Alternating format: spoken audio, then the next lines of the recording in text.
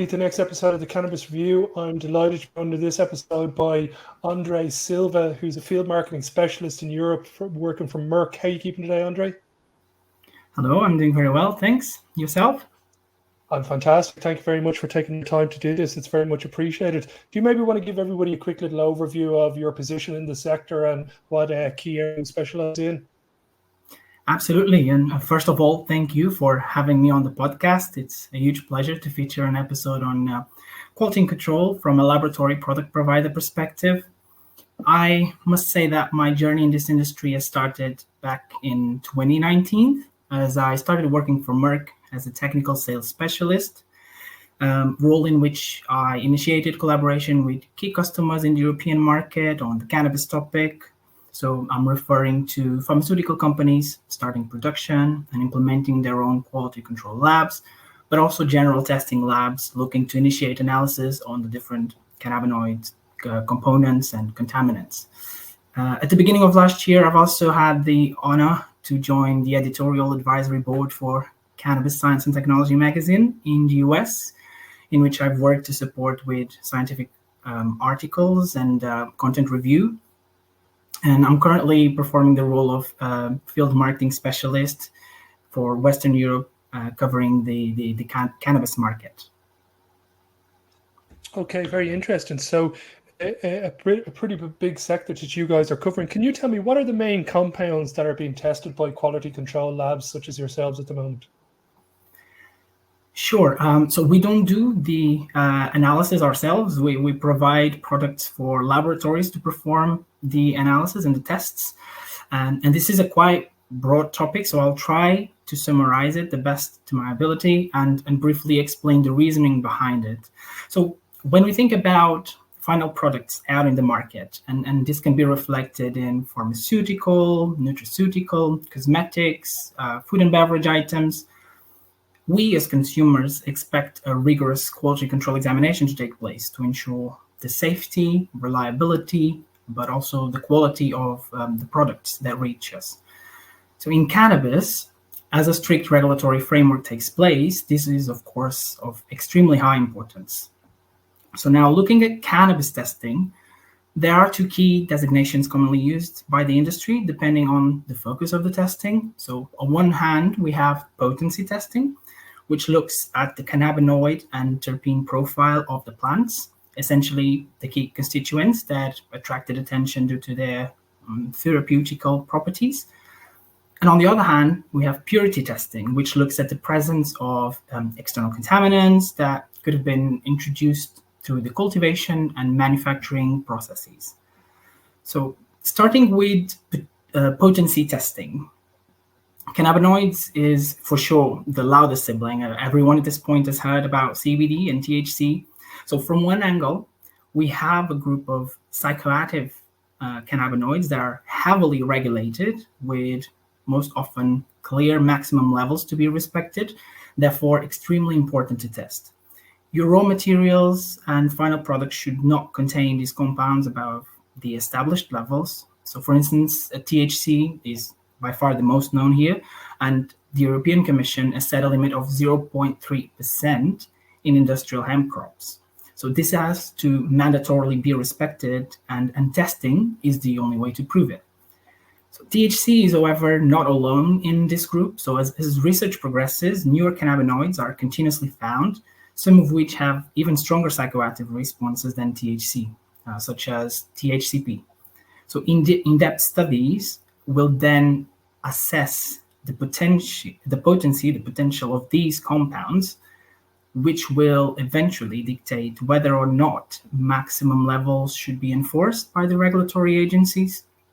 So it's currently a very dynamic field of research, as you can imagine, that requires close observation to ensure for full regulatory compliance. So from a slightly different angle, we have the non-psychoactive cannabinoids. In some cases, they've been accepted by the European Commission to be legally used as ingredients in food products and cosmetics. And in this area, people have heard about CBD and CBG, I'm sure. So nowadays, it is not surprising to come across extracts, concentrates, and other products containing cannabinoids in dispensaries and some other marketplaces. So this large non-psychoactive group also requires testing for the identification and quantification of the different compounds, which should be performed by a certified lab in order to showcase overall integrity, good manufacturing practices, but also a strict quality assurance.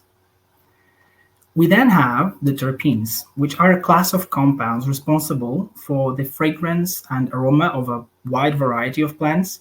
And in this case, cannabis strains have terpene profiles that give them a unique characteristic aroma. But the individual terpenes themselves are found in many other common plants. Say, for instance, limonene, which is found in citrus fruits, or pinene, and as the name indicates, can be found in pine trees.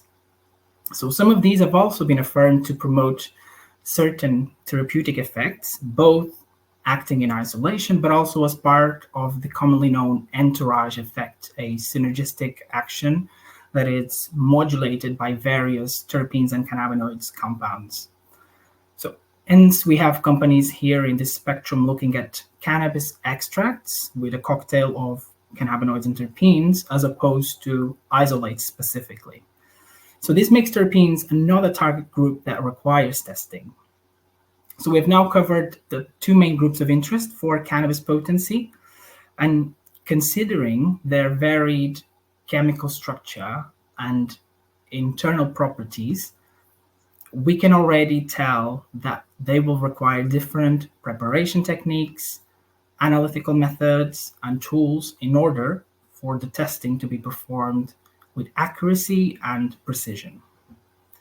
So when we dive into purity testing now, a whole new range of external contaminants comes into place. So let's have an overview of the entire process. So during the cultivation phase, pesticides are commonly used to protect the crops. So the lists here are extensive. And in the US, for instance, this framework changes from state to state. A few states have guidelines in place.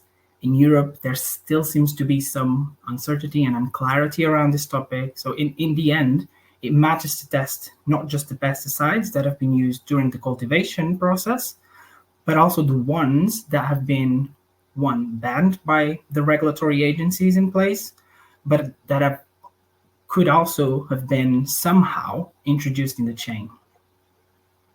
On top of that, plants, and in this case, cannabis plants, have the capacity to extract and bioaccumulate heavy metals from soil. So we're jumping yet into another complex regulatory landscape here. Here we have some highly regulated metals such as cadmium, lead, arsenic, mercury, but there's an even longer list that requires monitoring, and that if it's otherwise overlooked can possess serious health risks to the consumers. Now, so we sort of covered the interferences that come from the cultivation phase, so the most significant ones, but thinking about the manufacturing process and how it affects the final product, and this is, again, method dependent. If extraction is performed with the aid of solvents, such as butane and ethanol, residual solvent testing is required to guarantee that no dangerous levels of these compounds are left in the end product. Additionally, and depending on the matrix that's being worked on, produced, we can talk about isolates, concentrates, extracts, leaves, flowers, seeds, or any other final product. All present different challenges, and the testing methods need to be adapted.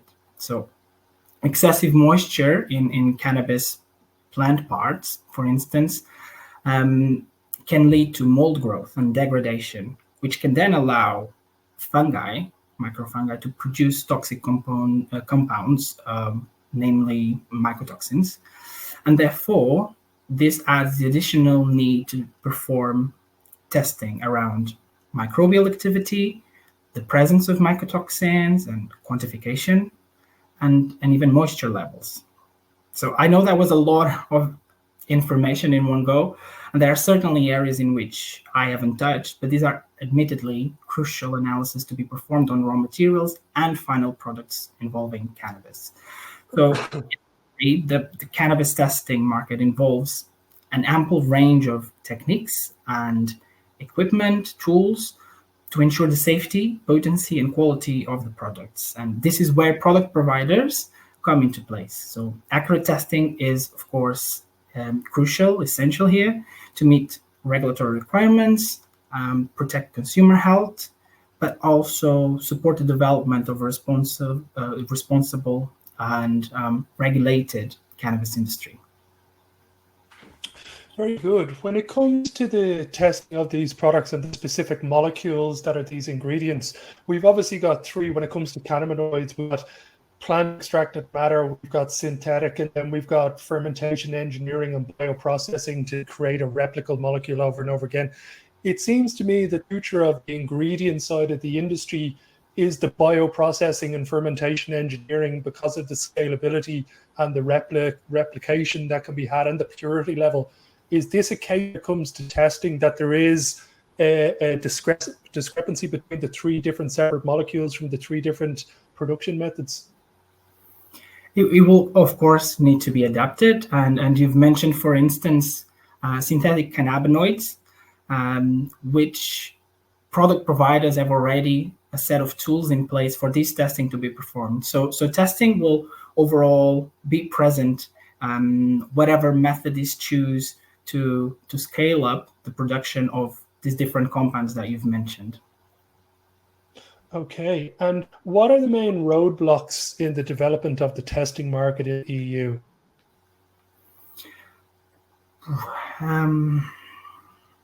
I would say, from my perspective, regulatory restrictions seem to be the current primary obstacle on this road to develop the European market.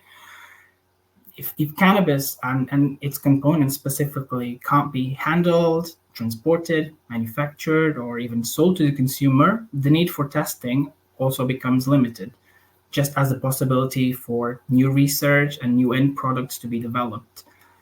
We are at a stage where companies have for quite some years invested in a market with some degree of uncertainty, and the future of their work essentially depends on when and if any advancements are to take place.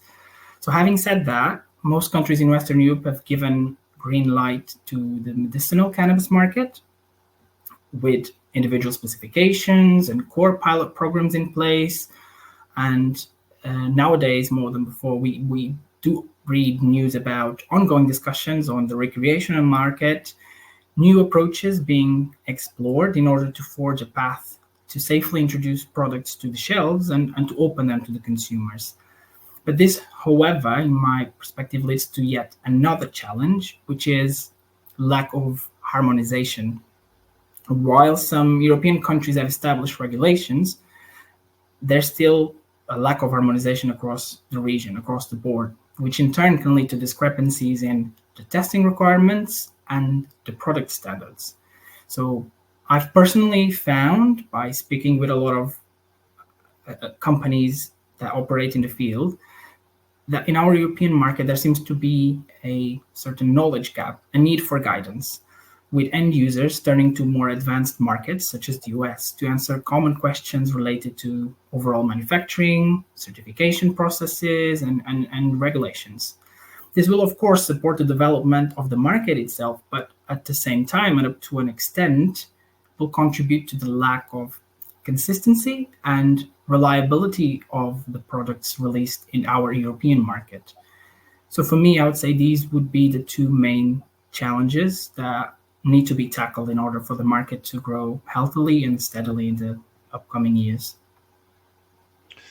Okay, amazing. It's been fascinating talking to you, André. And I know it mightn't be the most romantic check for some, but having those viable products that are consistent and replicable over and over again is the only way this industry can be taken as seriously as, let's say, the chocolate industry or the fizzy drinks industry or whatever it may be. It's been great talking to you, and hopefully again we can catch up and have a second part of this conversation, because as I said, I think we're going to have some movement in Europe over the next 5 years that I'm sure a man like yourself is going to be very busy when we get some sort of clear regulation from one of the countries. Absolutely. Looking forward to see where the market is heading. And thank you again for having me in your show. My absolute pleasure. Until next episode, everybody.